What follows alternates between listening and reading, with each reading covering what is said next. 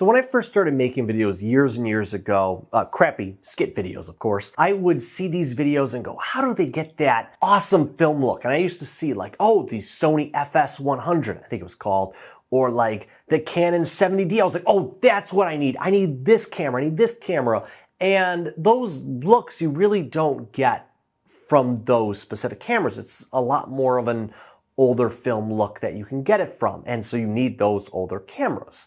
And there's ways that you can add effects to kind of make it look like that look, but it generally doesn't have that same look and feel. It doesn't feel as natural. But there's a way to get that classic film vintage look, and that's with Dehancer. So they reached out to me and I said, oh my gosh, do you want me to do this review because you think my videos are so funny and entertaining? And they went, they're pretty educational and you think you do a good job explaining things. And so we'd like you to, talk about Dehancer.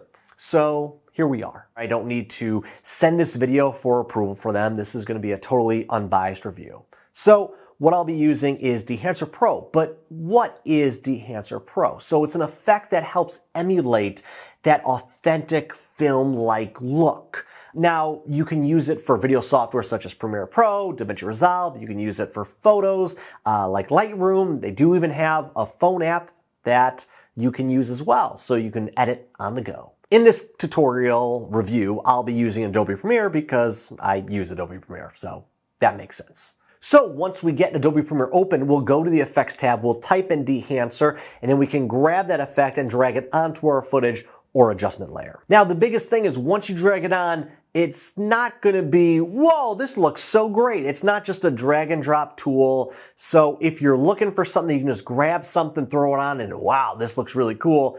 This is not going to be the software for you. You're going to have to adjust the settings to get a desired look that you're looking for. So if you're looking for that quick and easy solution, like I said, this might not be for you. But if you enjoy that fine tuning and really customizing your look, you might really enjoy this. So if our footage is shot and logged, the first thing you'll want to do is just the input. So now there's a drop-down menu with like Rec 709, a few options, but you can choose your camera, and that's going to give you a list of cameras that you can choose from.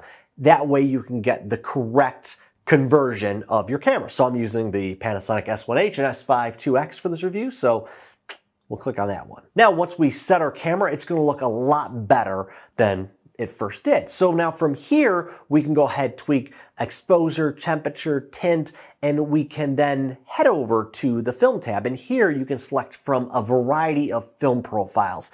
Now, this is where you can really experiment to see which one fits best for your scene that you enjoy the most. One thing I really do enjoy is that with each effect, you can toggle each effect on and off. I'm big, whenever I light things, I turn it on, off, on, off, on, off, on, off, on, off, just to kind of see how it's affecting it. And so I love being able to do that here. So one of the big features for Dehancer Pro is the film grain. So this isn't just a cheap, artificial looking grain you get just by slapping on the noise effect from Premiere Pro. It really feels like it's a lot more a part of the footage, that it's giving a very organic, burnt in feel. So as we can see, compared to the Dehancer effect and just the noise effect on Premiere, how it feels a lot more natural and it feels more a part of the footage opposed to just something that's sitting on top of the footage. And from here too, you can change how the grain looks from different cameras and playing with it. So that way maybe it's a little bit more subtle, a little bit more in your face. And there's a lot of ways you can really adjust and play with it. Another feature they have is the halation and bloom effects. It's going to help make those bright, overexposed areas really spread out and give power to it. And it gives it that dreamy, nostalgic quality. It gives it kind of like that vintage Instagram filter look. And it's cool. It really looks well, especially when you have lights that are seen in the shots. So I think it looks really cool. And if you get a look that you absolutely love, you can save it as a LUT for future projects. That way you don't need to write down all your settings, or you don't need to take a screenshot or a picture, and then you can recreate later. So it's a simple thing, but it's cool it's there. And then I think I mentioned that there's also a mobile app too. So while I haven't actually tried it yet, it seems like it's a fun way to give your phone footage that cinematic flair. Hey, hello, it's me again. I just wanted to jump in because I realized as I was editing the review, I realized I didn't really talk about the film damage, so I wanted to jump into that real quick. So obviously, the big things this software offers is film grain, film halation, and film bloom, but also film damage is another aspect of that old vintage look. Because as we see in the movie, has anyone seen the movie Sinister, which, great movie by the way, haven't seen the second one, not heard great things, but in that movie, Ethan Hawke is watching old 16mm footage. So we can kind of see that damage to the film, and so it resembles that where you can really play with that. So we can take something, look at the film damage, and be able to choose how we want to emulate, whether it's 65mm, 35mm, 16mm, 8mm. We can click it and we can play with it and see that damage. Now, you'll notice there's no damage happening because we didn't enable the effect, which is a weird issue with the software. Is if you don't have an effect enabled, it doesn't work. It doesn't showcase it, which is strange. It also does that in Adobe Premiere with any effect in Premiere or After Effects. Something we'll have to work on. We can see that damage. I didn't enable it again. What is wrong with me?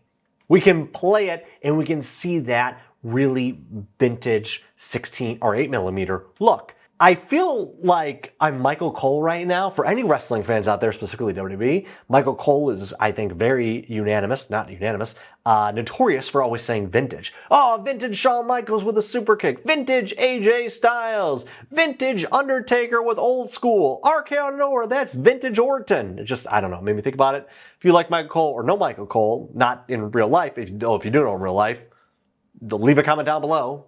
Now, something else I want to talk about is the ability to add vignettes. Now, vignettes is something that we could add in Lumetri color as well. We can come in here, we can play with it, whether it's brighter, darker, midpoint if it's closer, further, the roundness of it, the feather of it. They have all these tools here in Dehancer Pro, but something I really enjoy with it is that we can change the center of the X and Y axis of how the effect is overall affecting our image. And I think it just kind of gives a little bit more flexibility than the actual vignette in Lumetri Color. And I think because it's also built in to the software, it also plays with all the other effects as well. Now there's other effects that we can play with as well, but you can just kind of play with those as you go. But those are some of the main ones that I enjoy using. At least when I was using the software, those are the ones that I enjoy using. So enjoy the rest of the video.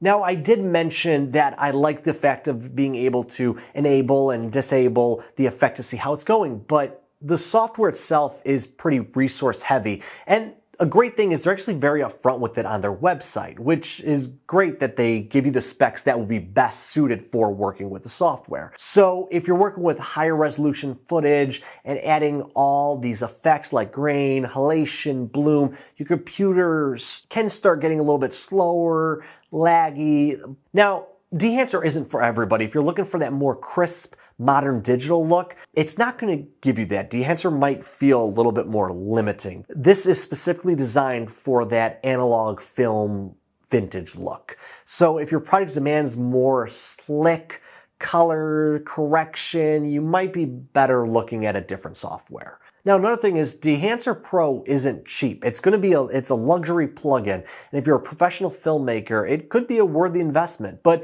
if you're just trying to make your family vacation videos look more cinematic, or you're dealing more with straightforward company promo videos, you may want to check your wallet first. However, they do offer flexible licensing options at like 3, 6, or 12 months, which is cheaper than buying the full product, but also the benefit of buying the full product is that you own it. So it's a one-time payment opposed to Premiere, which we're using here, is that I have to keep paying a monthly fee. So it's cheaper in the forefront, but in the long run, it's going to be a lot more expensive. So I think that's a big benefit to Dehancer Pro, is that you buy it and you own it. They also offer variations of the software. So if you just want the film grain, you can buy just the film grain. If you just want the bloom and halation effects, you can pay for those separately. So you do have the ability to pick and choose and then maybe buy later down the line.